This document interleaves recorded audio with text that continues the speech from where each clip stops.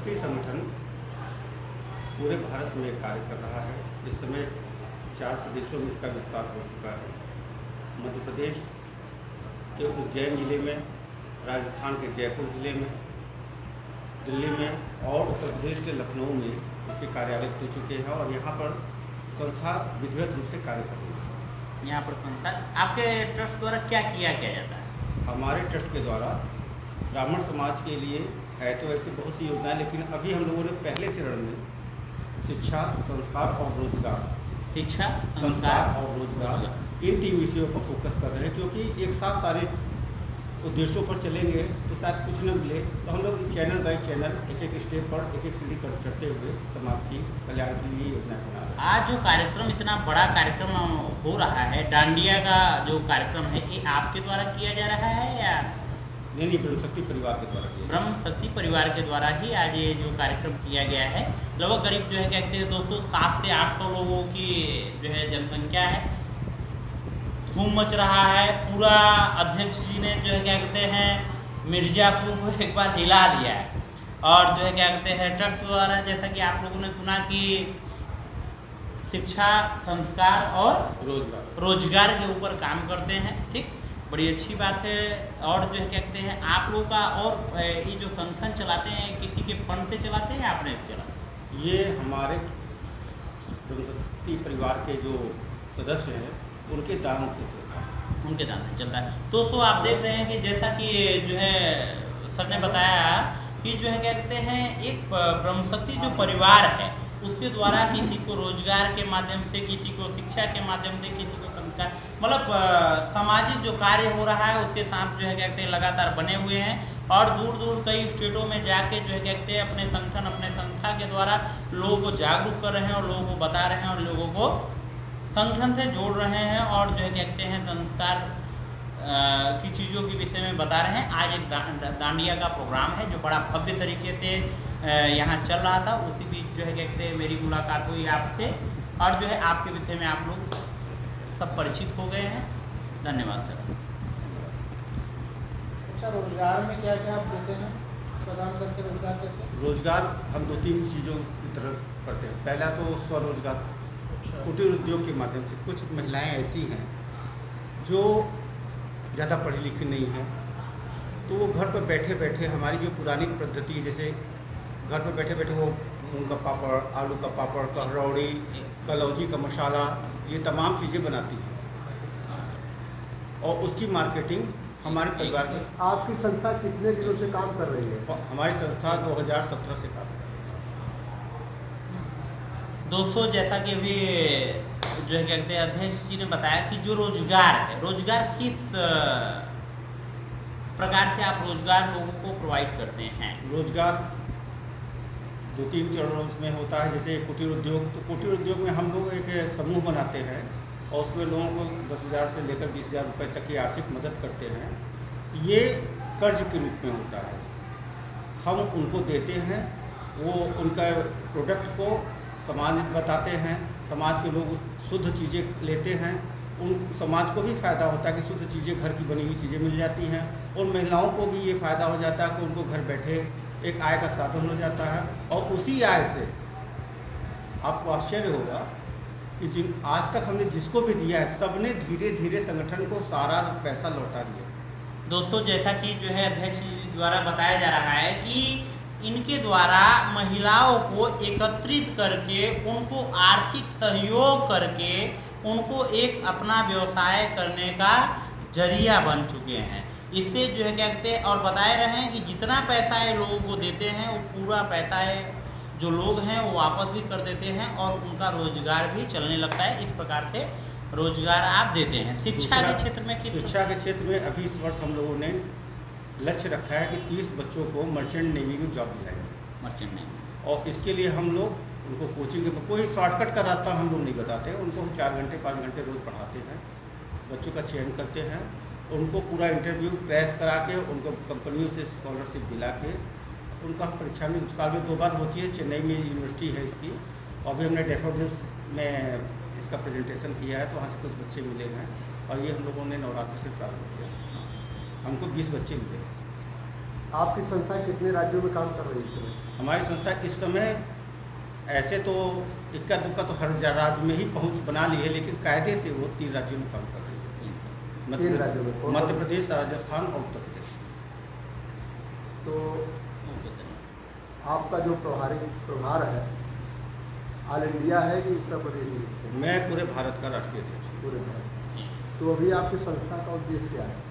हमारी संस्था का उद्देश्य ये है कि समाज में जो एक वैमनस्य की राजनीति चल रही है, लोग ब्राह्मणों के खिलाफ घृणा का वातावरण बना रहे हैं, तो हम समाज में एक समरसता का वातावरण जगाना चाहते हैं कि ब्राह्मण किसी समाज का शत्रु नहीं है।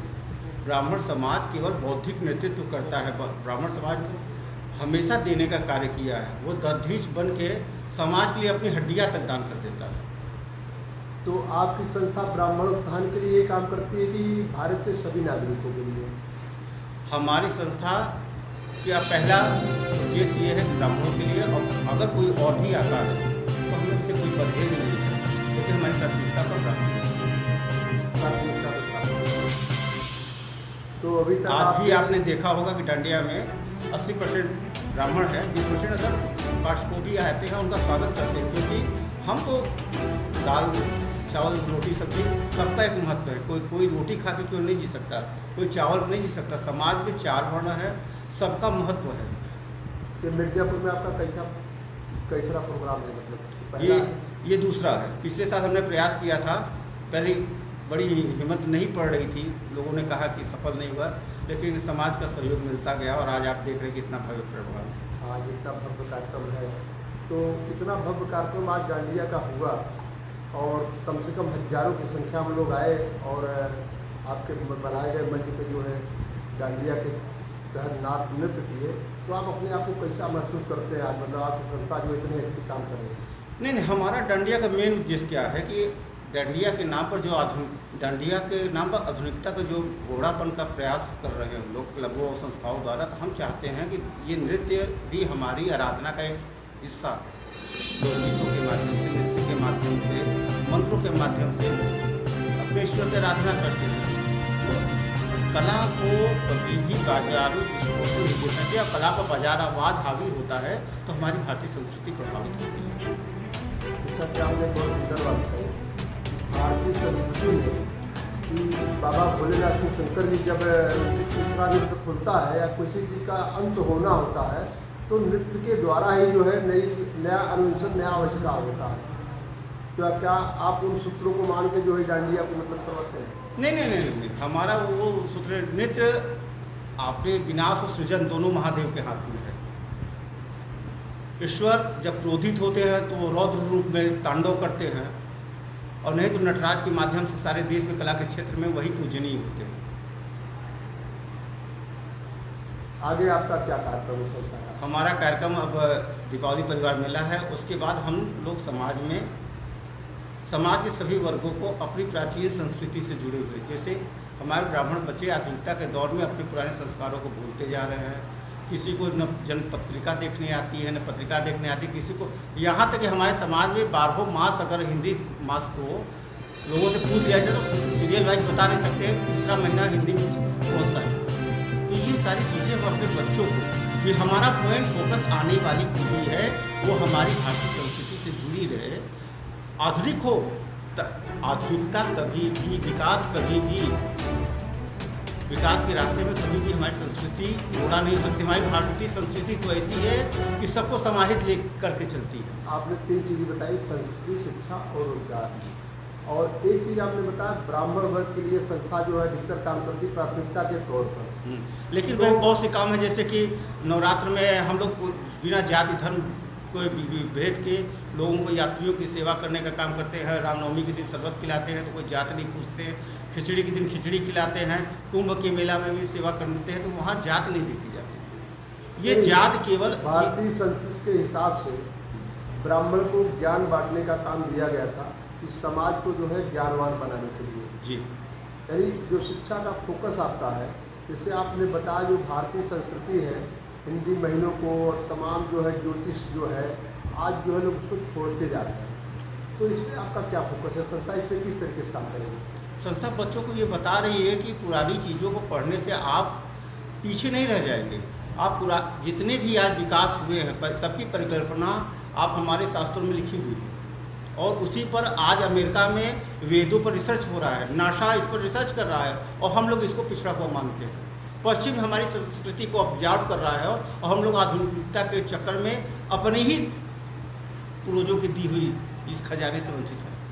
जैसे कि आपने बताया कि अमेरिका रिसर्च कर रहा है, नासा रिसर्च कर रहा है और आपकी संस्था मात्र जो है ब्राह्मणों को प्राथमिकता देगी, जो संस्कृति है भारतीय संस्कृति का उत्थान करने के लिए, तो क्या आपकी संस्था अन्य पिछड़े वर्गों के दलितों के लिए भी क्या ऐसा काम करेगी कि मतलब उनको भी उसमें जोड़ा जाए? भी जैसे ब्राह्मण ज्ञान बांटते थे तो ज्ञान का उपदेश जो है दलित और पिछड़े ज्ञान भी दे, इस पर आप क्या कहना चाहेंगे? हमारे शास्त्रों में कहीं भी ज्ञान को जातियों में नहीं बांटा गया है। ज्ञान पर सबका समान अधिकार है। यही तो जो लोगों ने एक भ्रम फैला दिया है, इसी भ्रम को दूर करने का संस्था कार्य कर रही है। जैसे भारतीय परंपरा के अनुसार वसुधैव कुटुंबकम एक शब्द आता है, तो इसके संबंध में आप क्या कहेंगे? पूरा हमारी संस्कृति, हमारा इतिहास, हमारा पूर्वज ये हमको सिखा के गए कि सारा विश्व कुटुंब है और आज आप संचार माध्यम से देख रहे हैं कि सारा जगत एक हो गया है। पहले लोग एक दूसरे से संपर्क नहीं कर पाते थे और आज आप तो देख रहे हैं। और हमारा ही एक धर्म ऐसा है जिसमें हर पूजा पाठ के बाद विश्व का कल्याण हो, प्राणियों में सद्भावना हो और आज का जो कुलसित वातावरण है, आतंकवाद और ये तमाम चीज़ें अगर भारतीय संस्कृति को ऑब्जर्व किया जाए तो शायद बहुत सी चीज़ें समाप्त हो जाए, हमारी भारतीय दर्शन को स्वीकार किया जाए और पश्चिम स्वीकार कर रहा है। समाज को कोई अपनी तरफ से संदेश देना चाहेंगे? समाज को मैं यही संदेश देना चाहता हूँ कि ब्राह्मण,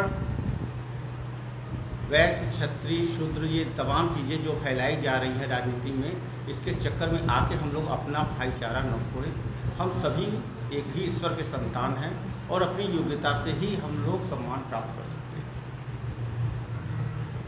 जी तिवारी जी, आपका बहुत बहुत धन्यवाद हमारे चैनल के साथ इतना समय देने के लिए।